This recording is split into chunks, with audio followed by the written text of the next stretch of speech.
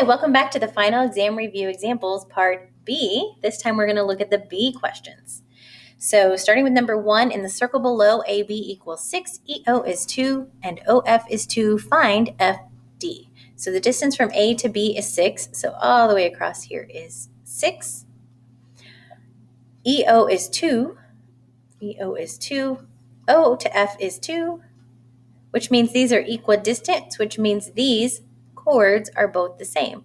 So if one is 6, the other is 6. That's what matches up with the problem next to it. So they're similar. Find FD. So I'm just trying to find just this side of it. That side, FD, F to D, is going to be 3. Let's look at 2B. All right, I can see that my angle is on the circle just like it was in 2A. On. So my angle equals 1/2 the arc. I'm using the same formula as 2A. This time they gave me the angle is 72, is 1/2 the arc.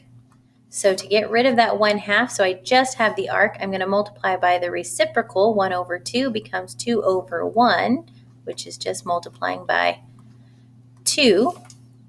72 times 2 is 144. So 144 is the measure of that arc, degrees,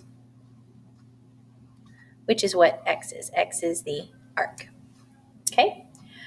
3B, if I look, my angle is inside my circle, just like it is over here on 3A.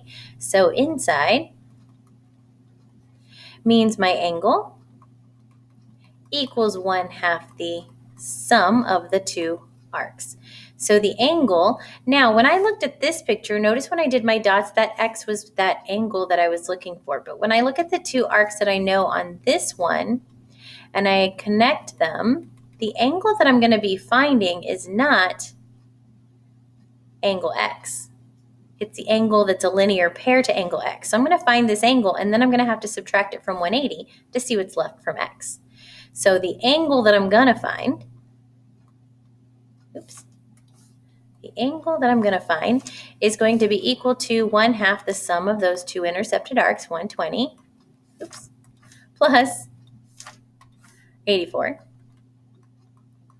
So the angle that I'm finding is 1/2 times 120 plus 84 gives me 102. So that's this angle. But that's not the angle I'm looking for. I'm looking for this angle. I know on one side of a segment, I have 180 degrees. So I'm going to do 180, and I'm going to subtract the 102 from it, and that is going to give me x. So 180 minus 102 is 78 degrees. So that is my answer for x degrees. X is 78 degrees. So similar to 3A, but a little bit different. Let's look at 4B. So again, just like in 4A, my figure is outside, or my angle is outside. So I'm going to be looking for my angle to be 1/2 the difference of the two arcs. This time I'm trying to find the angle. Okay, finding the measure of angle K is 1/2 the difference in the two arcs. So as I come out of the angle, the first arc I hit is LR. Then the second arc I hit is MJ, which is 72 degrees. The outside arc has to go in first. I'm going to have to find this inside arc. I know all of the circle except for that inside arc. I know a whole circle is 360 degrees. So I'm going to look at 100 degrees plus 72 degrees plus 140 degrees is the amount of circle that I know. So 100 plus 72 plus 140 means I've already used 312 degrees for the part of the circle, 360 degrees that I know. So left for LR, 360 minus 312 is 48 degrees. So that has to be this arc in here, 48 degrees. So the measure of angle K equals 1/2 of 72 minus 48. 1/2 of 72 minus 48 is 12 degrees. A little angle. Okay, let's look at 5b. So when I look, it says the measure of angle G is 92 degrees, and the measure of angle D is 115 degrees. Find the measure of angle F. Again, opposite angles in a inscribed quadrilateral are supplementary. So angle D plus angle F, angle F, have to add up to 180 degrees. Angle D is 115 degrees. So to figure out the measure of angle F, I just need to subtract my 115 degrees. And I will see that the measure of angle F equals 180 minus 115, 65 degrees for 5b. Let's look at 6b. When I compare it to 6a, they're very similar. If I look at 6a, I can see I just multiplied the pieces that were on the same segment, 3 times x, 7 times 5. So I'm going to do the same thing over here. I'm going to have 3 times z is going to be equal to 4 times 6. So that's 3z equals 24. Divide both sides by 3. And z equals 8 units. Let's look at 7b. Find the equation of a circle whose center is at 2, 3, and diameter is 12. So when I'm doing this one, I know I'm going to have x minus the x value from the center squared plus y minus the y value from the center squared equals the radius squared. So my center is 2, 3, so the x is 2, the y is 3, y minus 2, y minus 3. Remember, it changes signs when it gets in the formula. And then my radius squared. They didn't give me the radius, they gave me the diameter, which means my radius is 6, and when I square it, 6 times 6 is 36. There is my equation of a circle whose center is 2, 3 with a diameter of 12, which means it has a radius of 6. Let's look at 8b. For 8b, find the area of this circle. I'm going to use the same formula as I did on 8a because it's the same type of problem, just a different circle. Area equals pi r squared.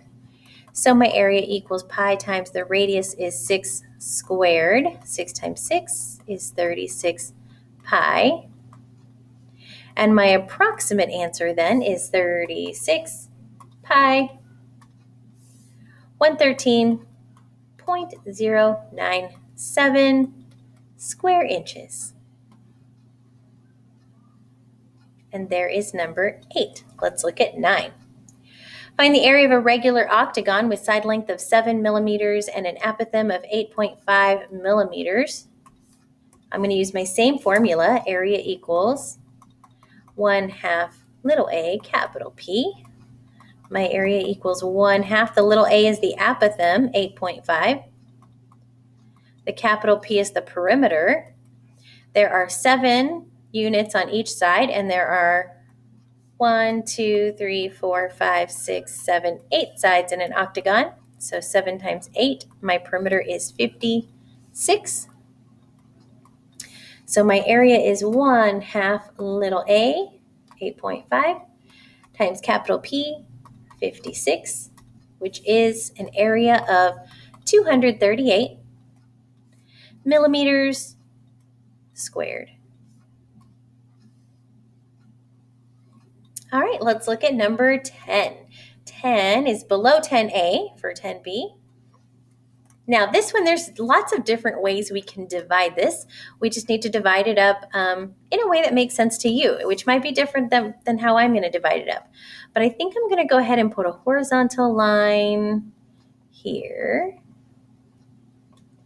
And I'm going to put a horizontal line here and see if that works for me.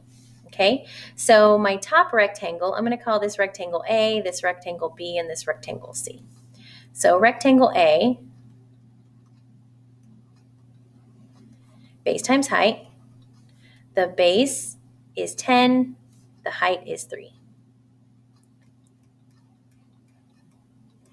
Okay, then for rectangle B, if I look, it looks like I don't have enough information. So I'm going to have to give us some extra information. So when I look at this one, let's say that not only is this 4, but you know what? Let's say this is 4 too. Okay, so if this is 4 also, that way we have a little bit of extra information there. Okay, all right, so otherwise we wouldn't be able to complete this problem. Rectangle, well, let's finish off A, 10 times 3, 30. Now let's look at rectangle B. It's also a rectangle, so it's going to be base times height. The base here is, well, I know if all the way across is 10, and I've used 4 here, then this must be 6, right? So that my 6 and my 4 together make 10. So my base is 6. My height is 4. 6 times 4 is 24. And then rectangle C. For rectangle C, my base is 21.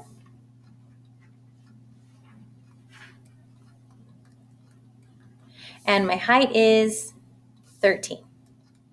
So 21 times 13 is 273.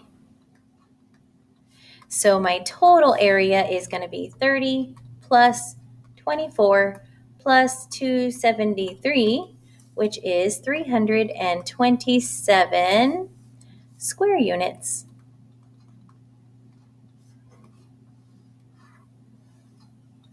Okay. All right, so there are your answers to the B questions for the final exam review, part B. If you have any questions still, make sure that you are attending Sing Time, or if you're in person, you're asking your teacher while you are in class about anything you're still wondering about.